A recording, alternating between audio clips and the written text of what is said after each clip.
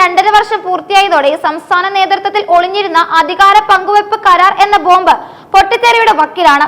ആദ്യ 2.5 വർഷം മുഖ്യമന്ത്രി സ്ഥാനം സിദ്ധരാമയ്യയ്ക്കും ശേഷിച്ച കാലാവധി ഉപമുഖ്യമന്ത്രി DK ശിവകുമാറിനും എന്ന ധാരണ സംസ്ഥാന കോൺഗ്രസ് നേതൃത്വത്തെ ആഭ്യന്തര കലാപത്തിലേക്ക് തള്ളിവിട്ടിരിക്കുകയാണ്. തനിക്ക് അധികാരം കൈമാറാനുള്ള സമയമായി എന്ന് DKS വാദിക്കുമ്പോൾ സിദ്ധരാമയ്യയുടെ ക്യാമ്പ് അത്തരമൊരു കരാർ നിലവിലെന്ന് തീർത്തു പറഞ്ഞത് ഭരണ തുടർച്ച ഉറപ്പാക്കാനുള്ള ശ്രമത്തിലാണ്. 2.5 വർഷം തികഞ്ഞ ഈ നിർണായക ഘട്ടത്തിൽ സിദ്ധരാമയ്യ മൈസൂരിലേക്ക് യാത്ര ചെയ്തത് പതിവ് ചുമതലകളിൽ മുഴുകിപ്പോയപ്പോൾ തന്റെ മുഖ്യമന്ത്രി മോഹം യാഥാർത്ഥ്യമാകുമോ എന്ന അനിശ്ചിതത്വത്തിൽ DKS ബംഗളൂരുവിലെ വീട്ടിൽ ഒതുങ്ങിക്കൂടി. പരസ്യമായ അതൃപ്തിയും കടുത്ത നിരാശയും പ്രകടിപ്പിച്ചാണ് ഉപമുഖ്യമന്ത്രി ഇപ്പോൾ നിലയുറപ്പിച്ചിരിക്കുന്നത്.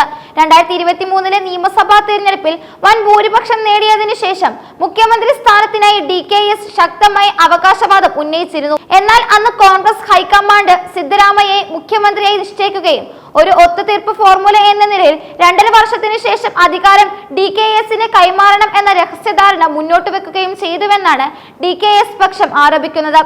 താൻ മനസ്സില്ലാ മനസ്സോടെ ആ കരാർ അംഗീകരിക്കുകയായിരുന്നുവെന്നും ഇപ്പോൾ അത് നടപ്പാക്കേണ്ട സമയം അതിക്രമിച്ചിരിക്കുന്നുവെന്നും DKS വിശ്വസ്തർ ശക്തമായി വാദിക്കുന്നു.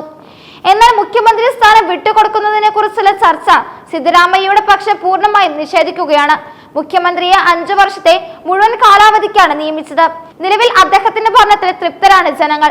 അതിനാൽ അധികാരം കൈമാറുന്നതിനെ കുറിച്ച് ചോദ്യമേ ഇല്ലെന്നാണ് സിദ്ധരാമയ്യയുടെ ക്യാമ്പ് പറയുന്നത്. ഭരണം സുസ്ഥിരമായി മുന്നോട്ട് പോകവെ അനാവശ്യമായ അഭ്യൂഹങ്ങൾ ഉണ്ടാക്കി പാർട്ടിക്ക് ക്ഷീണമുണ്ടാക്കാനാണ് DKS പക്ഷം ശ്രമിക്കുന്നതെന്നും അവർ ആരോപിക്കുന്നു.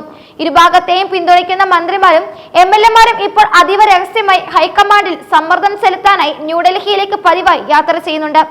സിദ്ധരാമയ്യയെ പിന്തുണയ്ക്കുന്ന MLA-മാരുടെ കണക്കുകൾ അവതരിപ്പിച്ച് ഭരണ തുടർച്ചയ്ക്ക് ഹൈക്കമാൻഡിന്റെ അനുമതി തേടാനാണ് അദ്ദേഹത്തിന്റെ പക്ഷം ശ്രമിക്കുന്നത്.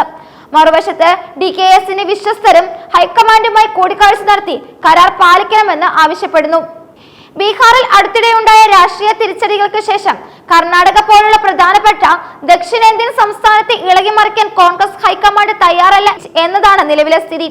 ലോക്സഭാ തെരഞ്ഞെടുപ്പ് അടുത്തിരിക്കെ കർണാടകയിലെ ആഭ്യന്തര കലഹം പാർട്ടിക്ക് വലിയ ദോഷം ചെയ്യും.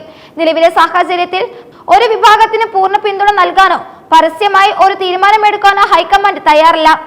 പ്രശ്നം തണുപ്പിക്കാനായി കാത്തിരുന്നു കാണാനുള്ള സമീപനമാണ് ഹൈക്കമാൻഡ് സ്വീകരിച്ചിരിക്കുന്നത്. ഈ പ്രതിസന്ധി താൽക്കാലികമായി മറികടക്കാൻ സിദ്ധരാമയ്യ മന്ത്രിസഭ പുനഃസംഘടനയ്ക്ക് അനുമതി തേടാനും ശ്രമിക്കുന്നുണ്ട്. പുതിയ മന്ത്രിമാരെ ഉൾപ്പെടുത്തി ഭരണരംഗത്ത് തന്റെ പിടിമുറുക്കാനും നിലവിലെ പ്രശ്നങ്ങളിൽ നിന്ന് ശ്രദ്ധ മാറ്റാനുമാണ് അദ്ദേഹത്തിന്റെ ശ്രമം. എന്നാൽ ഈ നീക്കം തന്റെ മുഖ്യമന്ത്രി മോഹം അവസാനിപ്പിക്കുമെന്നും സിദ്ധരാമയ്യയ്ക്ക് 5 വർഷം തുടരാൻ അവസരം നൽകുമെന്നും ഭയന്ന് DKS ഇതിനെ ശക്തമായി എതിർക്കുന്നു. DKSന്റെ ന്യായമായ ആവശ്യം നിഷേധിക്കപ്പെട്ടാൽ അദ്ദേഹം പാർട്ടി വിടാൻ നിർബന്ധിതനാകുമെന്നും അദ്ദേഹത്തിന്റെ അനുയായികൾ കൂട്ടത്തോടെ സർക്കാരിനെ താഴെക്കിറക്കുമെന്നുമാണ് DKS വിശ്വസ്തർ മുന്നോട്ട് വെക്കുന്ന പ്രധാന ഭീഷണി. മധ്യപ്രദേശിൽ കമൽനാഥിനെതിരെ ജ്യോതിരാദിത്യ സിന്ധ്യ നടത്തിയ കലാപവും രാജസ്ഥാനിൽ സച്ചിൻ പൈലറ്റ് നടത്തിയ ശക്തി പ്രകടനവും ഇവർ ഉദാഹരണങ്ങളായി ചൂണ്ടിക്കാട്ടുന്നു. DKSന്റെ ശക്തമായ സ്വാധീനം കണക്കിലെടുക്കുമ്പോൾ അദ്ദേഹത്തിന്റെ നീക്കം സംസ്ഥാന സർക്കാരിന്റെ നിലനിൽപ്പിനെ തന്നെ ചോദ്യം ചെയ്തേക്കാം. പ്രായമായ സിദ്ധരാമയ്യയെ കൂടെ നിലനിർത്തുന്നത് 2028 അടുത്ത നിയമസഭാ തെരഞ്ഞെടുപ്പിൽ വിപരീത ഫലമുണ്ടാക്കുമെന്നും BJP-JDS സഖ്യത്തെ നേരിടാൻ കഴിവുള്ള ഒരേയൊരു യുവ നേതാവ് DKS മാത്രമാണെന്നും ഈ വിഭാഗം വിശ്വസിക്കുന്നു. 2023 വിജയം നേടിക്കൊടുത്തത് DKSന്റെ സംഘടന പാടവമാണെന്നും അവർ പറയുന്നു. കർണാടകയിലെ ഈ ആഭ്യന്തര കലാപം കോൺഗ്രസിനെ സംബന്ധിച്ചിടത്തോളം വലിയ തലവേദനയാണ് സൃഷ്ടിച്ചിരിക്കുന്നത്. ഹൈക്കമാൻഡിന്റെ സംയോജിതമായ ഇടപെടൽ ഉണ്ടായില്ലെങ്കിൽ ദക്ഷിണേന്ത്യയിലെ കോൺഗ്രസിന്റെ ഈ പ്രധാന കോട്ടയിൽ വലിയ രാഷ്ട്രീയ നീക്കങ്ങൾക്കും സാധ്യതയുണ്ട്. സിദ്ധരാമയ്യയുടെ ഭരണ തുടർച്ചയോ അതോ DKSന്റെ അധികാര പ്രവേശമോ എന്ന ചോദ്യത്തിന് ഉത്തരം നൽകേണ്ടത് ഇനി ഹൈക്കമാൻഡ് ആയിരിക്കും.